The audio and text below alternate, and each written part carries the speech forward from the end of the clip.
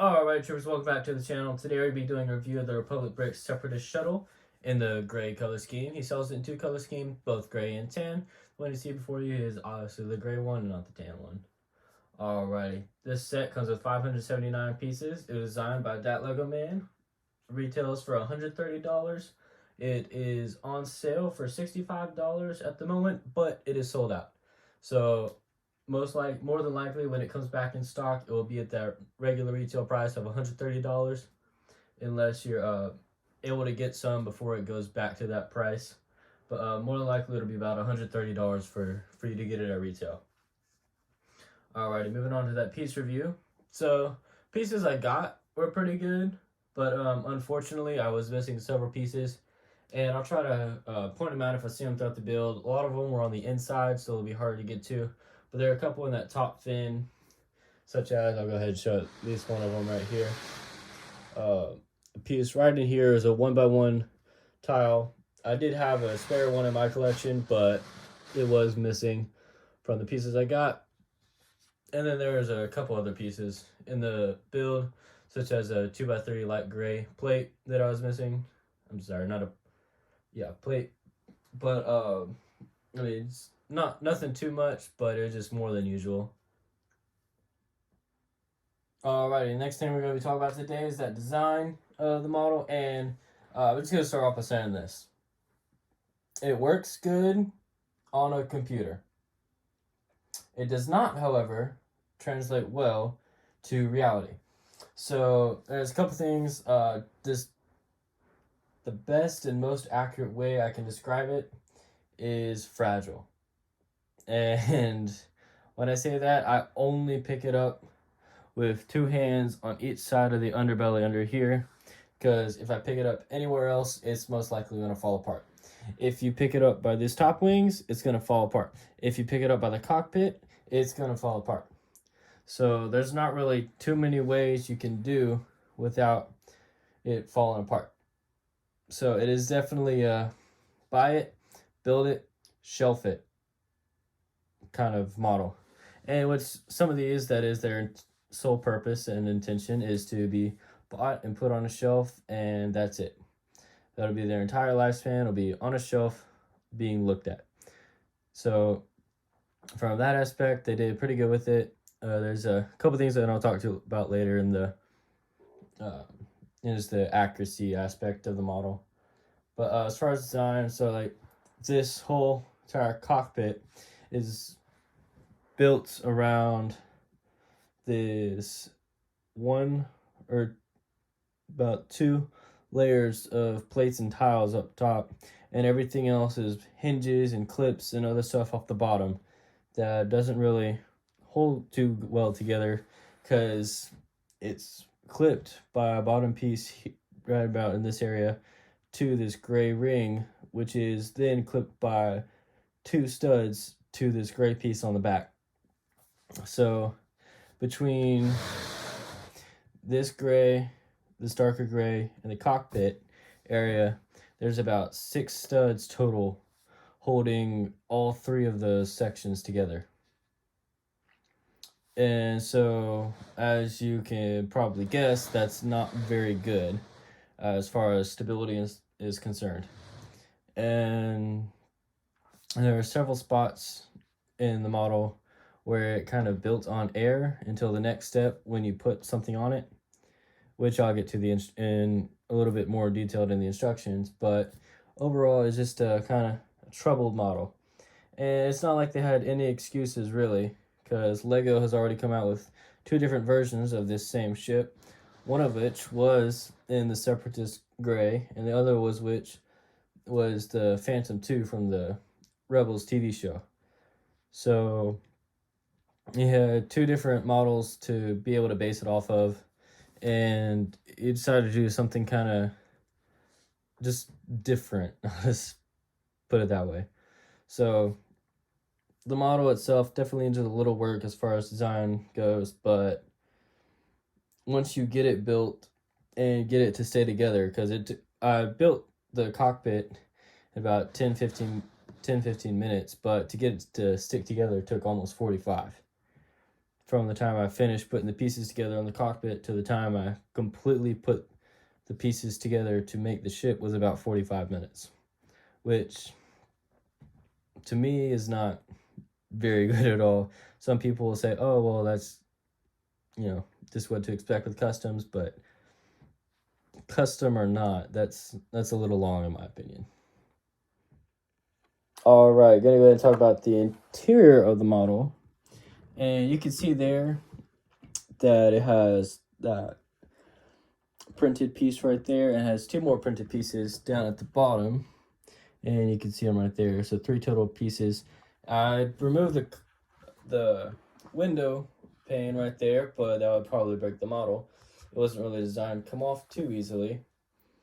And right under this gray piece right here, which is only attached to 1x2 on the bottom, and this cockpit piece right here is what holds the entire cockpit area together. So I can't really take that off to show y'all because then it would just be a mess. Anyways, moving around to the back, it does have a hatch right here you can pull down. And this part of the back is kind of decent enough to where it's not going to flip out and break on you. But you can see, looking down into it, that it goes all the way to the front of the model. And so it's kind of hard to see in here, but there is a chair in that top middle below that translucent yellow piece that is supposed to be the pilot seat. And you can see it has different studs protruding from the floor all the way to that front. And just to place something on minifigures or something like that is the intent. However, it doesn't really work to get there because it just kind of messes up the model just getting to it. Alright, as far as play features are concerned, you saw the door right there. And then these landing gear do fold up. However, I'm going to be leaving it in the down position because in order to move it up on the cockpit, the 2 pieces up there, it would unfortunately probably dismantle some of the cockpit just to fold them down. Now, the ones on the back, you could do no problem, but the ones in front will be giving you a little bit of trouble. As far as the instructions go for the model, they're pretty good. There are a couple places where, like you've seen in several other instances where the model that was being built hid where the pieces were coming out, being put on, and that was mainly a little bit troublesome. And the rear part of the body, which was built first, it built backwards, coming forwards, how the instructions went, and that's just the biggest problem we saw. That, in my opinion, there was only and to my recollection, there's only about 2 or 3 spots where that happened, and some of which were pretty easy. One of which was kind of, you had to keep going a couple steps until you realized you missed one, and you had to go back and do it. But other than that, wasn't too bad. And as far as the accuracy to the in-universe design goes, they're pretty good. General shaping is pretty good. I will say that a lot of this on the back side was more of a drop off, and then kind of more of a 30-degree slant instead of what they have, about a 60-degree slant, which is not really too important to some people. Some people make a much bigger deal about it, but it's not really that big of a deal to me. And some models, there were 3 different references we had for it. We had it in the Clone Wars, we had one in the Rebels, and we had one, I believe, in Revenge of the Sith in the Utapau scenery, and all of which we had slight variations in the design, probably just translation between cartoon and real life stuff like that. But and some of them, they did have like a turret on this piece up on the fin up top, just pointing straight out. It's not really too easy to do, and with the way the fin was designed, it would have been a little complicated just getting the piecing right in there.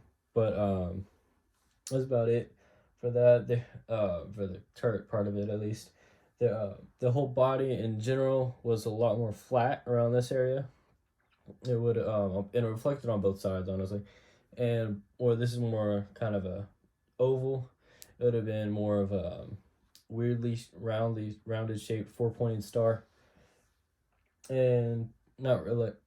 I mean, and like I said, it just more blocky compared to the in universe is just a good general way to state it, how the difference is. And in some ways, like the cockpit, for instance, in a lot of the cartoon designs was a lot smaller, whereas reference to the real life version, there was a lot larger cockpit.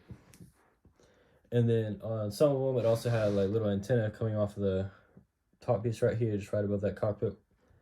And obviously, it doesn't have it here. Not too big of a deal, but just pointing out everything I see here. All right. And one of the bigger questions a lot of people like to wonder, is it minifig scale? Simply put, no. So go ahead and run through the numbers real quick, break it down. And as I said before, we're going to be using a 1:40 ratio to determine whether it is or is not in the minifig scale. And it's just, as I said before, as I say now, and as I'll say many times in the future, there is no good reference for minifig scale because minifigs, as they are Lego, are not proportionally accurate to the human scale. So there will be many different usable scales that have their own merits. So a general one that most people use is a 1:40. So we're just going to use that here in this video, in the last video, and all future videos that I have planned. So in universe, it's roughly 47.25 feet long, making the minifig scale equivalent roughly 14 inches long. And the model we have here is only 7 inches long, so as far as length is concerned, it's about half the length of what a minifig scale shuttle would be. So take that as you want, take that as you like. That's what it is per the numbers. All right, so something I like to do in these videos is just my favorite part of the model, my least favorite part of the model, and which includes build, look, design, just any factor really that I would just want, that just really stood out to me and I just feel like is worth noting.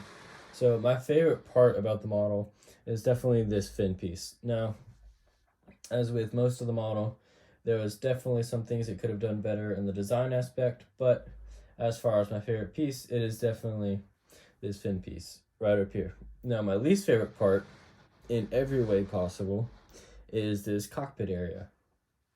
And like I said, this really built in 3 different segments here: the back, rear, and fin, and then this gray piece right here, and the cockpit.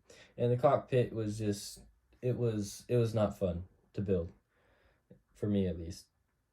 But there's just several things that were, in my opinion, wrong with it. Could have been done better. Just needed a lot of work for my standard. So that just overall is my least favorite part. Didn't like the build. There are some things about the look that I don't like. The design I definitely would have done different personally, but overall it works, it functions. But just in general, so the model itself is not one of my favorites. I'd originally planned on buying several of these to use in different mocks, but after getting this one in hand, I'll probably just have this one and put it on the shelf, not touch it, and not buy anymore. Personally, the whole experience with the build and stuff was just not worth getting another one for me. Now, for some people, that if you're just really a diehard fan of the shuttle, then you definitely get it, struggle through the build process, and then have it good to look at on the shelf, and you'll be good. But for me, it's just not something that I enjoyed. But yeah, that's gonna wrap it up for today.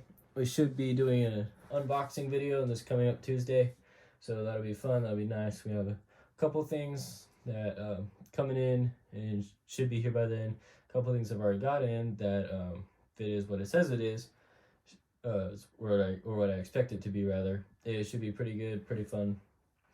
But yeah, if you liked the video, don't forget to like, comment, and share with your friends. If you're new, go ahead and hit that subscribe button to see more reviews and more content like this. And I'll see you all on Tuesday.